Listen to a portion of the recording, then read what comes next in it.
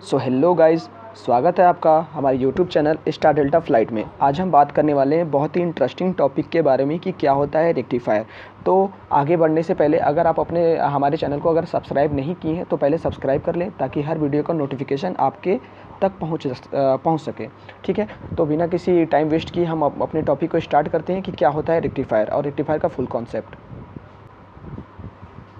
तो आपने guys alternating current और डायरेक्ट करंट के बारे में तो सुना ही होगा, क्या क्या होता है और कहाँ इस्तेमाल होता है। जैसे क्या होगा, हमारा जो एसी करंट होता है, हमारे घरों में आने वाली सप्लाई जो होती है वो क्या होती है, एसी करंट की होती है, जिससे कि हमारे घरों के लगभग सभी जो उपकरण होते हैं वो काम करते हैं। लेकिन क्या होता है, हमारे घरों में कुछ ऐसे भी उपकरण होते हैं जो एसी सप्लाई पे कार्य नहीं करते हैं। ठीक है, एसी सप्लाई पे कार्य नहीं करते हैं, जैसे कि वो डीसी सप्लाई से कार्य करते हैं। बहुत छोटे छोटे इन्वर्टर, बहुत छोटे छोटे कोई डिवाइस हो गया, जैसे कि हो गया कोई डीसी से चलने वाले पंखा हो गया, कोई डीसी से चलने वाला कोई मोटर हो गया। मतलब ऐसे बहुत सारे छोटे छोटे डिवाइस होते हैं जो क्या होता है, हमारे एसी सप्लाई से 220 वोल्ट से नहीं चल पाते हैं। उसके लिए क्या होती है, हमें डीसी सप्लाई की ही आवश्यकता होती है।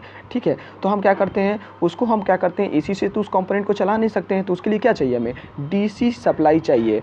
तो हम क्या करते हैं, उसी एसी को डीसी में हम कन्वर्ट कर देते हैं। किसके माध्यम से, तो उस एसी को डीसी में कन्वर्ट करने के लिए हम रेक्टिफायर का उपयोग करते हैं। जी हाँ, एसी को ही जो डीसी में कन्वर्ट करता है उसको हम क्या कहते हैं, उसी को रेक्टिफायर कहते हैं।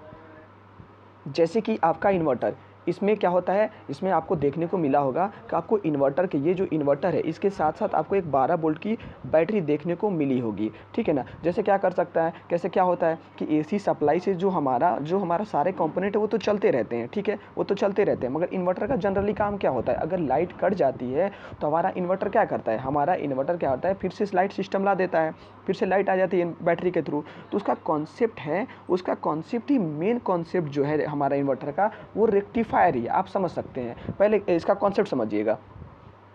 देखिए, पहले जो हमारा इन्वर्टर क्या करता है, जो हमारी एसी सप्लाई होती है, एसी क्या होती है, हमारी जो एसी सप्लाई होती है उसको क्या करता है, जो हमारी मानिए ये एसी सप्लाई है, उससे क्या करता है, अपनी बैटरी को चार्ज करता है डीसी सप्लाई के थ्रू।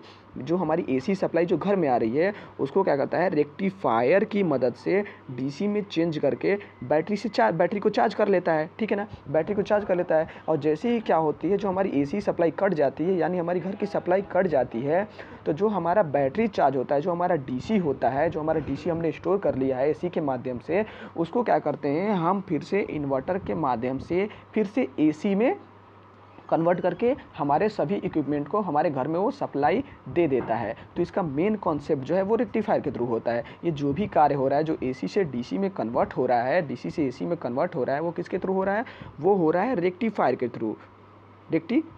थ्रू।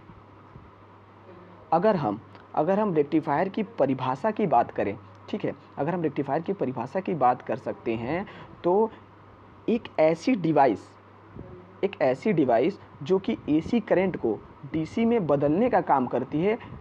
ठीक है, एक ऐसी डिवाइस जो एसी करंट को डीसी में बदलने का काम करती है, रेक्टिफायर कहलाता है। रेक्टिफायर का जो इस्तेमाल होता है कई सर्किट में किया जाता है। ठीक है ना, जहाँ पर भी हमें ऐसा एहसास होता है या ऐसा ज़रूरत होता है कि हमें डीसी वोल्टेज जो हमें चाहिए, तो हम क्या कर सकते हैं, वहाँ पे हम रेक्टिफायर का प्रयोग करते हैं, वहाँ पर हमें रेक्टिफायर का इस्तेमाल करना पड़ता है। ऐसी एसी सप्लाई, जो हमारी एसी सप्लाई होती है, एसी सप्लाई को डीसी में बदलने के लिए रेक्टिफायर डायोड का इस्तेमाल करता है। जो हमारा रेक्टिफायर है वो डायोड का इस्तेमाल करता है। क्या होता है कि हमारा जो रेक्टिफायर होता है वो एसी टू डीसी में बदलने के लिए क्या होता है, वो डायोड का उपयोग करता है। ठीक है ना, डायोड का काम क्या होता है, डायोड का काम ये होता है कि विद्युत धारा का जो प्रवाह होता है वो एक ही दिशा में ये प्रवाह करता है। ठीक है ना, जो विद्युत धारा का प्रवाह होता है वो एक ही दिशा में, ठीक है ना, वो बस एक ही डायरेक्शन में विद्युत धारा को फ्लो करने देता है। ठीक है ना, या हम यूँ कह सकते हैं कि रेक्टिफायर को बनाने के लिए क्या होता है, हम डायोड का ही इस्तेमाल करते हैं। ठीक है ना, और रेक्टिफायर मुख्यतः दो प्रकार के होते हैं। जैसे क्या होता है, एक होता है हाफ वेव रेक्टिफायर, एक होता है फुल वेव रेक्टिफायर। ठीक है ना, तो आई होप इस वीडियो के माध्यम से आपको कुछ रेक्टिफायर के बारे में नॉलेज हो गया होगा। ठीक है, और एक लास्ट वीडियो ख़त्म करने से पहले मैं एक आपको की पॉइंट बता देता हूँ जो आपको बहुत ज़रूरी होता है, ज़रूरी मतलब नॉलेज के लिए हो जाएगा। ठीक है, और आपको सबसे पहले आपने अगर कभी रेक्टिफायर मतलब कभी डायोड खरीदा होगा तो आप कभी भी उसकी पहचान जो हमारी एनोड और कैथोड की जो पहचान होती है वो कैसे करेंगे। तो हमेशा याद रखिएगा जो ये वाइट वाली पट्टी है वो हमेशा एनोड होती है और जो जिस पर वाइट वाली पट्टी नहीं होती है वो हमेशा कैथोड होती है। तो आई होप इस वीडियो के माध्यम से आपको कुछ नॉलेज गेन हो पाया होगा। तो धन्यवाद।